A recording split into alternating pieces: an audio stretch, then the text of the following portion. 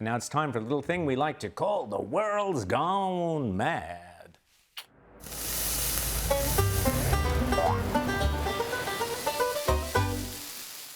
Yes, it truly is a world gone mad when young people are so terrified of racism and racist language that they have to go to extraordinary lengths to avoid any words or phrases that could be construed as being, racist.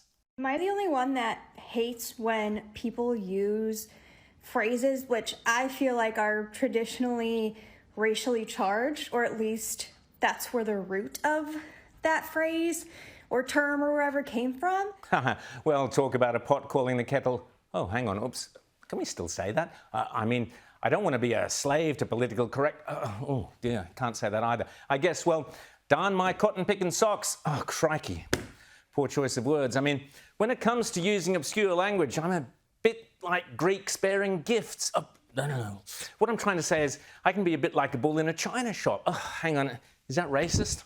I give up. But anyway, what exactly was the phrase this young woman was so scared of using? Because I cannot stand when people use the phrase, you people. Even though I know they're not using it in a way that is actually being racist or anything like that, it just sounds so racist to me when you're like, you people. You people is racist now? You people? Now I really do give up. Like some kind of cheese-eating surrender oops, sorry. Meanwhile, and completely unrelated, in an intriguing case in Canada's British Columbia, according to the Daily Mail, the mayor of a picturesque city has warned homeowners they could soon lose their properties after a Canadian court ruled that the land belongs to a native tribe. The British Columbia Supreme Court awarded the Cowichan tribes an Aboriginal title over roughly 800 acres of land in the city of Richmond, a suburb of Vancouver. The lands of Tlaloquetanus refers to the traditional village site located along the Fraser River shoreline. The tribe, that's Cowichan tribe's chief Suzaluk Samat Cindy Daniels on your screen at the moment. The tribe was also given an Aboriginal right to fish for food.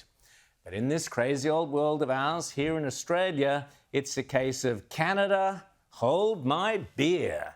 Yes, certain groups of Aboriginal activists claim all of Australian land was stolen from their ancestors, and there are some who now say they'd like it back, and they're not mucking around. Also, according to the Daily Mail, in a bombshell move, 11 Aboriginal elders have launched a sweeping native title claim covering more than 10,000 square kilometres of land, including most of Melbourne, Australia's second largest city, and several other regions across the state of Victoria. Indeed, here are the members of the tribe explaining their native title claim. All through Melbourne are our ancestors' footprints. The MCG is our traditional area where we had our corroborees, where the government house is the camping ground between Wurundjeri and Boonwurrung. Dights Falls is our initiation grounds. We want to be able to speak for waterways, the land, the sky, everything. And our community is going to benefit from being able to do what they want to do on their own country. We want to have that say and be a part of that cultural practice. Again, to share that knowledge with our children and the children that come next after that. We want to be able to share everything and be everyone on the same page. Whether their claim is successful and whether it will exacerbate or improve reconciliation in Victoria remains to be seen. Meanwhile, memories of another tense standoff came flooding onto social media this week with the news that Channel 9 has decided to let go several high-profile presenters, including the star of Jacketgate, Amber Sherlock. Jacketgate? Here's a refresher. I need Julie to put a jacket on because we're all in white. I asked her before we came on. Julie, you need to put a jacket on.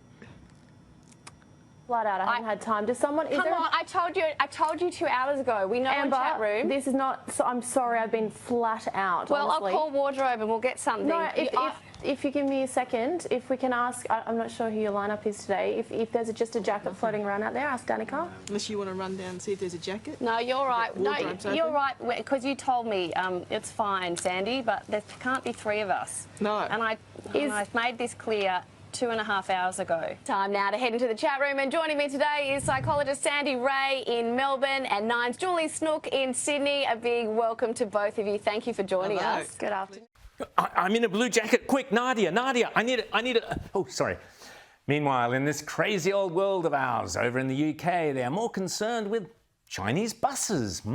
According to the UK Telegraph, government ministers are set to investigate the potential threat posed by kill switches on hundreds of Chinese-made electric buses in the UK.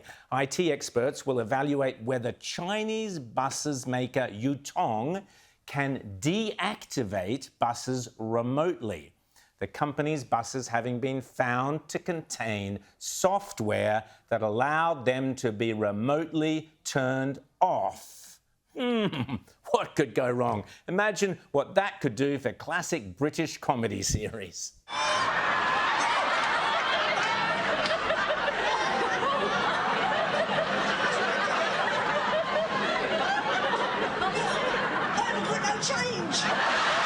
Quick, turn the bus off, turn the bus off. Not to be outdone, here's a pic this week of another Democrat, Jasmine Crockett, being greeted by a radio presenter who kneels and kisses her feet.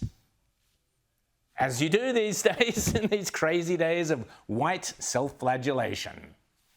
Representative, can you confirm that I just kissed your sneakers? This is true. Meanwhile, Democrat Alexandria Ocasio-Cortez is busy proving she can even outdo Kamala Harris when it comes to preparing a tasty word salad. And we marched ahead in a distinct rejection of cynicism and a rejection of accepting a dystopian reality in this country. We reject dystopia. Reject the dystopian! Good grief. Meanwhile, rumours of MAGA's demise are greatly exaggerated. Look at these women and listen to their catchy tune. Don't care if you're poor, we just know what we're fighting for. Sing it. Real women vote for Trump. Yes, it may be a world gone mad, but not entirely.